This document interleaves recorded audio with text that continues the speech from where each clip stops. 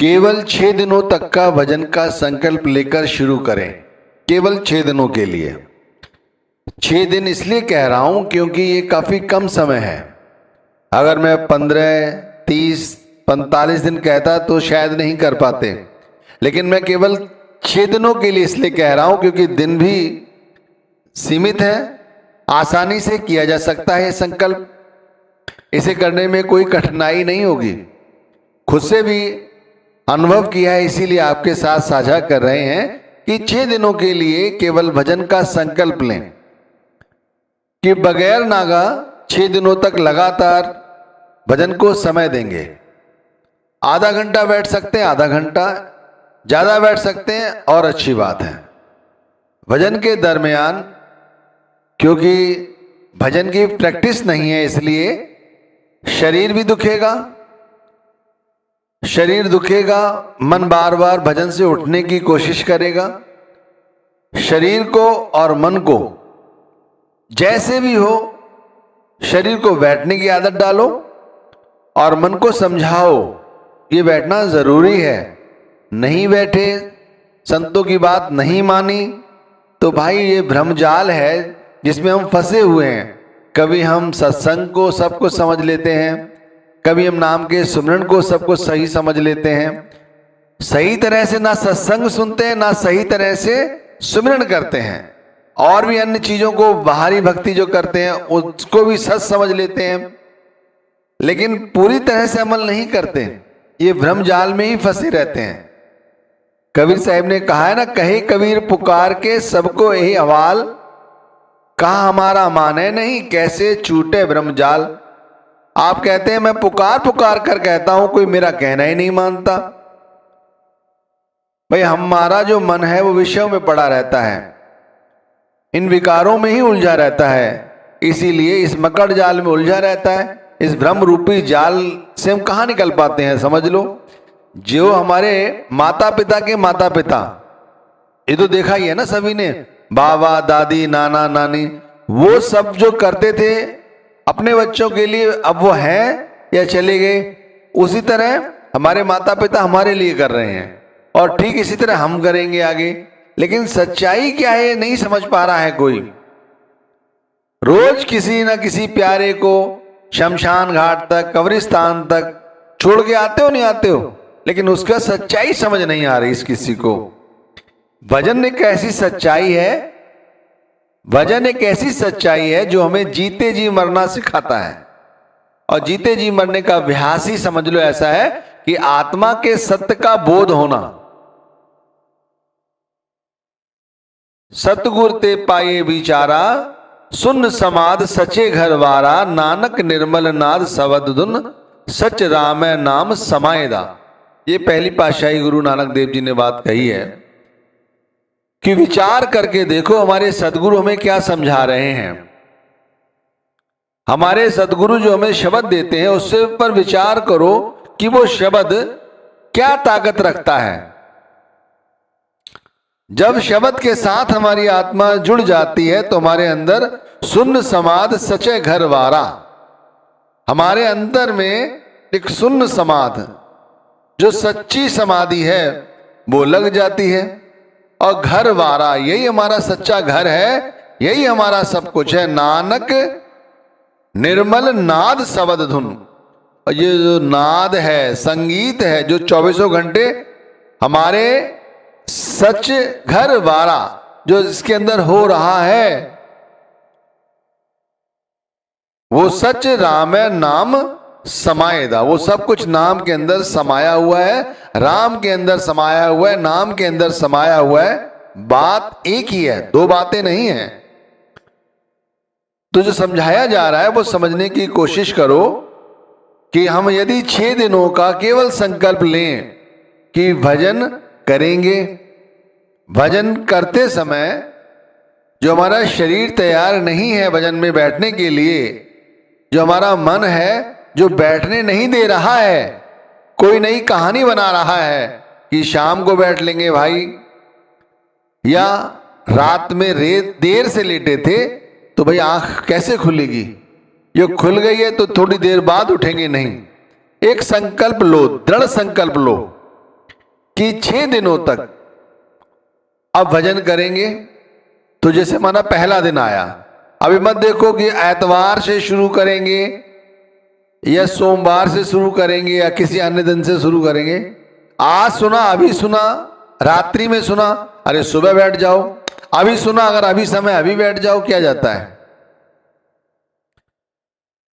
टालने की कोशिश ना करो, भजन कल पे टलता जाता है, ये देखा है। इसीलिए भजन का जो शाब्दिक अर्थ है या भजन का मुख्य जो धारा है, उससे हम कभी प्रभावित नहीं हो पाते। हम भजन समझते ही नहीं है क्या, जबकि भजन सब कुछ है।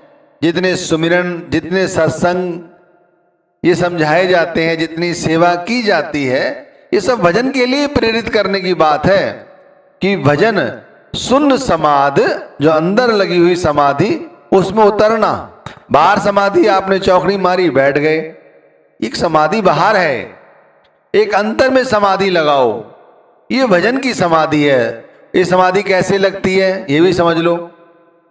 माना पहला दिन है, जिस अवस्था में बताया गया है उस अवस्था में बैठ गए, उस अवस्था के लायक यदि शरीर नहीं है, कोई रोग है, असाध्य है, तो शरीर की जैसी स्थिति है वैसी अवस्था में बैठ गए और बैठ जाओ।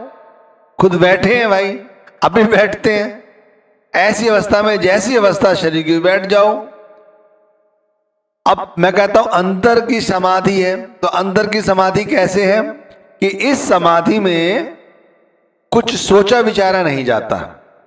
सोचो आप, किसी के 2 बच्चे हैं, किसी के 1 बच्चा है, किसी की पत्नी, परिवार के विषय में, कारोबार के विषय में जो सोचता रहता है, इस तरह इस समाधि में जब भी कोई बैठे तो उसे सभी ओर से अपने ख्याल को छोड़ देना चाहिए। अगर कोई मन में ख्याल आ रहा है तो उसका पीछा नहीं करना चाहिए, ख्याल को छोड़ देना चाहिए। अगर हमारे को कोई असाध्य रोग भी लगा हुआ है, ध्यान रखिए, क्योंकि बुजुर्ग हैं बहुत सारे, अब तो युवाओं को भी रोग लग जाते हैं, लग रहे हैं, देख लो आप जाके अस्पतालों में, वहां ऐसी हालत है।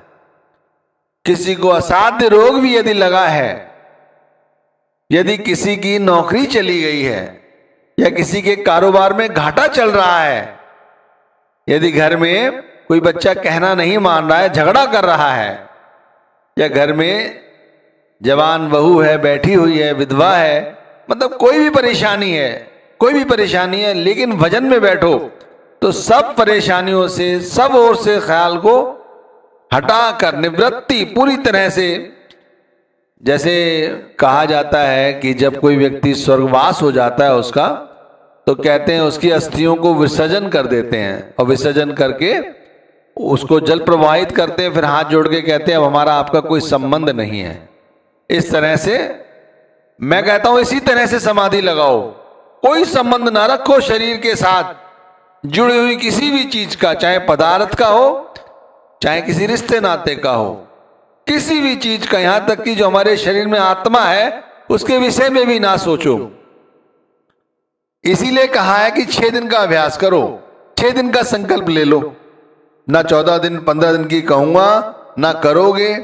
और ये सरल सहज तरीका है, केवल पहले दिन यही सोचो कि बैठ जाओ, आंखें बंद कर लो, कानों में उंगलियां डाल लो, जिस तरह समझाया गया उस तरह करो। नहीं बैठ सकते, लेटे लेटे जैसे डाल सकते हो कानों में वैसे उंगलियां डाल लो, शरीर की जैसी स्थिति वैसा कर लो, और कोई भी संकल्प का पीछा ना करो। हर चीज से अपने आप को अलग करते चले जाओ, किसी भी चीज के साथ संबंध ना जोड़ो, यहां तक कि जो श्वासें आ रही हैं और जा रही हैं इनके विषय में भी ना सोचो। यह अभ्यास करो। अगर आप आधा घंटे बैठने की कोशिश करोगे, हो सकता है हजारों बार आपका ख्याल बाहर जाए, हजारों बार ख्याल ख्याल का पीछा करे। जैसा होता है होने दो, हर इच्छा सोच के, लेकिन आप पीछा ना करो, अपने आप को वहीं बिठाए रखो। ऐसा भी नहीं है कि अपने आज्ञा चक्र पर बहुत सारे जैसे लोग समझाते हैं कि अपने सदगुरु के स्वरूप को देखने लग जाओ। नहीं भाई, यहां पर तो वो भी नहीं देखना है।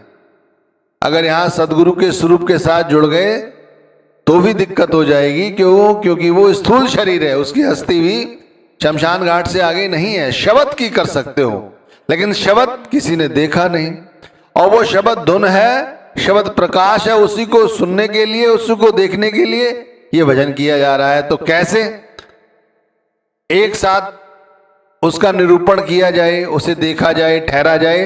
तो जो तुमने सुमिरन किया है ना, हमने जो हम इतने समय सुमिरन करना, ये सहायता देता है। ध्यान रखिए, ऐसी अवस्था में ये सहायता देता है, ये ऑटोमेटिक ऊपर अपने आप को ले जाके रखता है। लेकिन सुमिरन सही ढंग से किया है तो, अगर नहीं भी किया है तब भी ये 6 दिनों का अभ्यास जो है वो जारी रखो। अगर ध्यान ज्यादा देर के लिए बाहर भटक रहा है, बाहर बाहर जा रहा है, तो जब भजन से उठोगे तो सिमरन अपने आप शुरू कर दोगे। जिससे मैं कहता हूं, जिनका ध्यान नहीं लग रहा है भजन में, उन्हें चाहिए कि वो सिमरन बढ़ा दें। कहते हैं ना, कोई बच्चा बीमार है तो भाई इसकी ये दवा में के साथ साथ ये खान पान खिलाओ, इससे ताकत आएगी शरीर में। इसी तरह मैं कहता हूं, अगर किसी का भजन नहीं बन रहा है तो उसको बोलो कि वो और सिमरन करे, और सिमरन करे, पूरे दिल के साथ सिमरन करे, सिमरन करता रहे, ऐसा सिमरन करे कि उसकी आंखों से आंसू बहे, गुरु की याद आए, परमात्मा की याद आए। ऐसा सिमरन करना चाहिए। सिमरन करने से ख्याल पक जाता है, और वो ख्याल पका हुआ वो भजन में हमारा सार्थक साबित होता है। ये पहला दिन गुजर गया, फिर दूसरे दिन आ जाओ। दूसरे दिन में जो ख्याल बहुत तेजी के साथ बाहर जाता है, वो रुकता है, ठहरता है। देखिए, पहला दिन से दूसरे दिन पे आते ही एक बात हो गई। और जो शरीर आनाकानी करता है या मन करता है, वो सच्चाई जानने के लिए प्रेरित होता है। देखिए, दूसरे दिन सच्चाई जानने के लिए प्रेरित होता है। और दूसरे दिन की करामात जो दिन में होगी, रात्रि में होगी, वो तो और ही आपको जानकर आश्चर्य होगा। अपने आप सुमिरन बढ़ जाता है। पहले बढ़ाने की जरूरत पड़ती है पहले दिन, और दूसरे दिन अपने आप बढ़ जाता है। और जब तीसरे दिन सुबह बैठोगे तो क्या पाओगे? हमारी आत्मा कुछ जानना चाहती है, हमारा मन कुछ जानना चाहता है। धुन बाजे अनहद घोरा, मन मानिया हरस मोरा। पहली पातशाही ने कहा धुन बाजे। ये तीसरे दिन ऑटोमेटिक आत्मा जानना चाहती है, और आत्मा जो परमात्मा का अंश है, वो धुन के बारे में खुद जानना चाहती है। अनहद जो घोरा अंधकार है, उसमें प्रकाश स्वयं आत्मा ढूंढने के लिए निकल पड़ती है। मन मान्या हर रस मोरा।